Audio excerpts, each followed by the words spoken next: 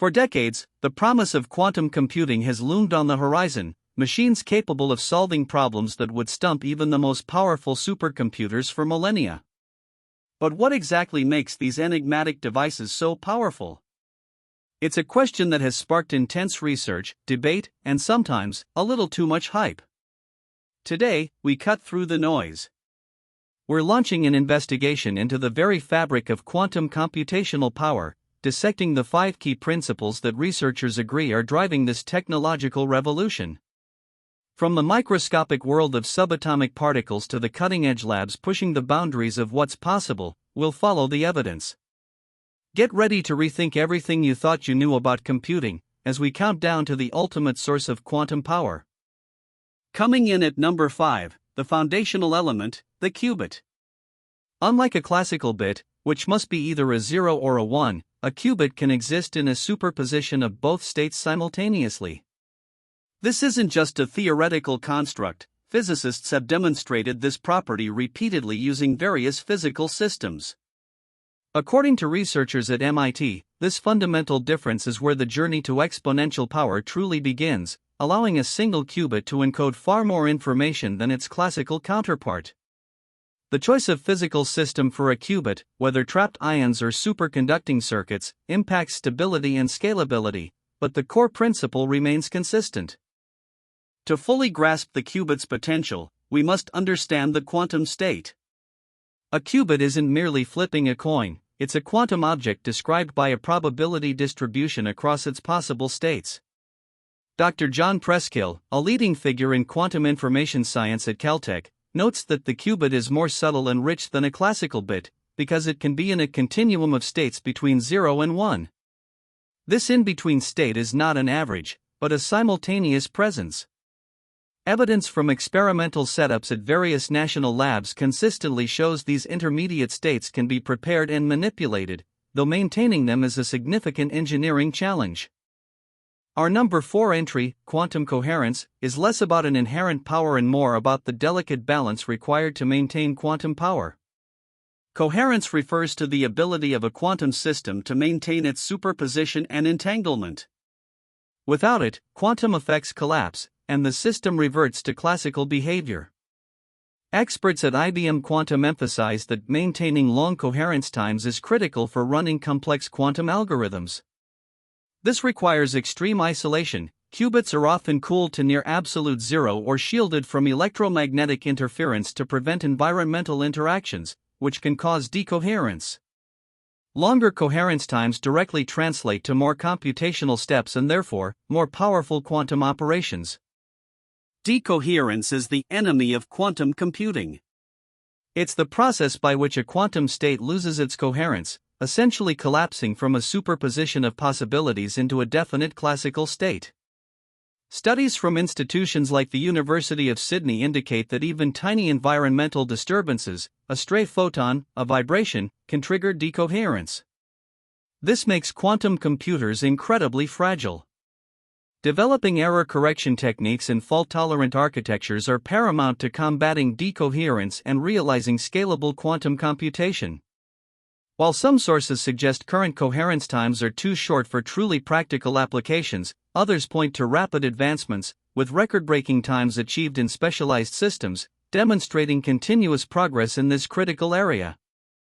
Ascending to number 3, superposition. We touched on it with qubits, but let's explode its implications. A system of n classical bits can be in only one of 2 to the power of n states at any given moment. But a system of n qubits, thanks to superposition, can simultaneously exist in all 2 to the power of n possible states. This is a profound difference.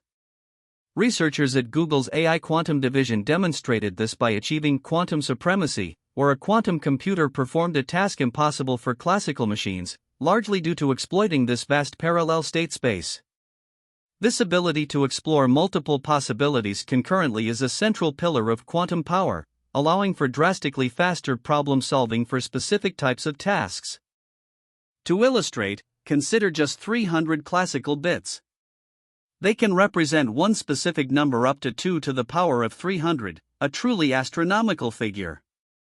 But 300 qubits in superposition can effectively explore all those 2 to the power of 300 possibilities at once. To put 2 to the power of 300 into perspective, it's a number vastly larger than the number of atoms in the observable universe. Dr. Michio Kaku, a theoretical physicist, often describes this as doing an astronomical number of computations all at the same time. This parallel processing capability is not just about speed, it's about fundamentally altering the approach to complex problems, from cryptography to drug discovery. The evidence lies in the theoretical underpinnings of quantum algorithms designed to leverage this exact property. Harnessing superposition isn't straightforward. It requires carefully designed quantum algorithms that interfere with these superposed states in a way that amplifies the correct answers and cancels out incorrect ones. This process, often compared to waves interfering constructively or destructively, is what allows quantum computers to extract meaningful results from their vast computational space. Without these clever algorithms, merely having qubits in superposition wouldn't yield useful information. Studies from Shor's algorithm for factoring large numbers, and Grover's algorithm for searching unstructured databases, are prime examples of how superposition is specifically leveraged to achieve quantum speedups, indicating the power comes from both hardware and software innovation. At number 2, arguably the most mysterious and powerful quantum phenomenon, entanglement. Albert Einstein famously called it spooky action at a distance. When 2 or more qubits become entangled, they become inextricably linked, regardless of the physical distance between them. The state of one instantly influences the state of the other. The National Institute of Standards and Technology, NIST, reports consistent experimental verification of entanglement, even across significant distances, confirming its reality. This correlation between qubits, far beyond classical correlation, is a unique resource for quantum computation, enabling operations that simply aren't possible with independent qubits. It's a cornerstone of how quantum systems process information. How does entanglement translate to computational power? Imagine a complex problem where changing one variable immediately affects many others. In classical computing, each dependency needs to be calculated sequentially. With entangled qubits, these interdependencies are baked into their very nature. As one qubit is manipulated, its entangled partners respond instantaneously, allowing for incredibly efficient information processing across the entire quantum system. A recent study published in Nature Physics showcased how entanglement can dramatically speed up certain quantum simulations, providing direct evidence of its computational advantage. This interconnectedness allows for a much richer and more complex computational space than mere superposition alone could achieve. Entanglement is not just a curiosity, it's an active ingredient in most powerful quantum algorithms. Quantum teleportation, quantum cryptography, and many quantum error correction codes rely fundamentally on entangled states. For instance, in quantum teleportation, the state of one qubit can be teleported to another distant qubit through the use of an entangled pair and classical communication. While not true matter teleportation, it demonstrates the non-local correlation entanglement provides. Researchers at the Delft University of Technology routinely use entangled electron spins to demonstrate the foundational principles for future quantum networks, providing concrete examples of entanglement's practical and powerful applications beyond just computation. And now, our number 1 most powerful aspect of quantum computing, quantum parallelism and the exponential state space. This is not a single phenomenon, but the culmination of superposition and entanglement.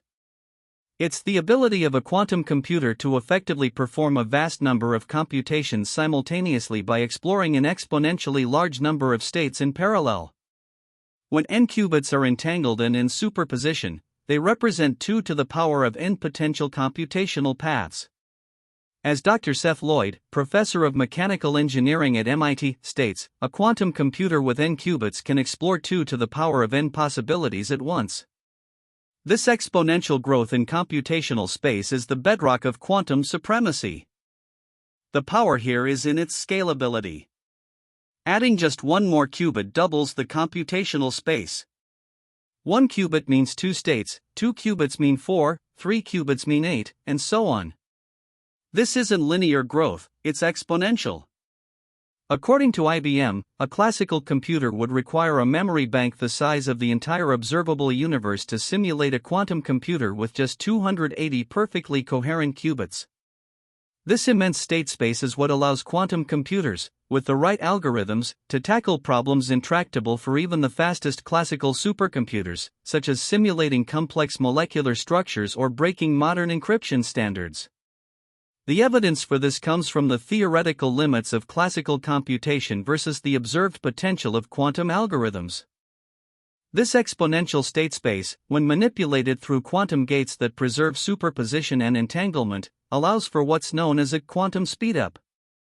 It means that for certain classes of problems, not all problems, a quantum computer can find solutions orders of magnitude faster than any classical machine. Researchers at institutions worldwide are actively exploring new quantum algorithms, seeking to leverage this parallelism for practical applications in materials science, finance, and artificial intelligence.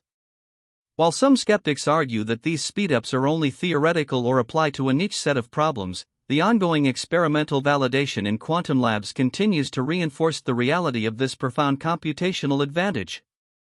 While the fundamental principles, qubits, coherence, superposition, entanglement, and quantum parallelism, clearly demonstrate the immense potential power of quantum computers, significant engineering and scientific challenges remain. Building stable, scalable quantum systems is incredibly difficult. Decoherence is a constant battle, and developing error-corrected qubits is a monumental task. The scientific community, however, remains rigorously optimistic. Major tech companies and governments are investing billions, with roadmaps extending decades into the future. It's a testament to the profound, evidence-backed power these machines promise, even if the timeline for widespread practical application remains a subject of ongoing debate among experts. So, what makes quantum computers so powerful? It's not a single factor, but a complex interplay of quantum mechanics' most counterintuitive phenomena. From the probabilistic nature of the qubit, through the delicate balance of coherence, the simultaneous states of superposition, the spooky connection of entanglement, to the combined force of quantum parallelism, these principles redefine the very limits of computation. Our investigation reveals a clear picture: quantum computers don't just compute faster, they compute differently, opening doors to solutions for problems currently beyond our reach.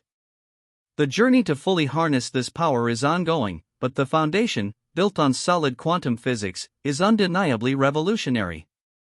This is not just a technological leap, it's a fundamental shift in our understanding of what computation can be.